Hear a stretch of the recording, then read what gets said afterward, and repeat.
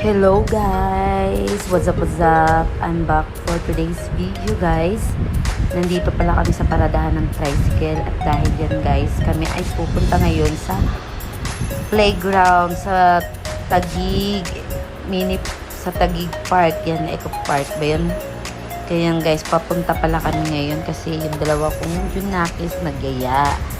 Ayan, sabi nila gusto nila maglaro daw sa playground, kaya ayun, naisipan namin pumunta. Nandito kami ngayon sa tricycle. Malapit lang naman din kasi yun dito. Isang rides lang naman, kaya ayan, nag-tricycle na lang kami. Tatlo kami, dalawa yung ginakas ko kasama. Kaya ayan guys, dito na pala kami sa playground, sa park. Ayan guys, so yan pala yung park dito sa Taguig Park. Ayan, papasok kami dyan. Kaya mamaya guys, may part 2 ito. Papakita ko muna sa inyo yung ditong pinuntahan namin. Naglalakad na kami papunta dyan sa playground. Kaya yung anak ko excited na sila maglaro.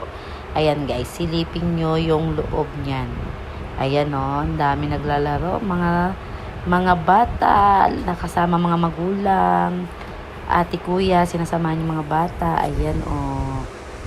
Nakita ng mga anak ko, tuwang-tuwa sila, kaya excited na sila.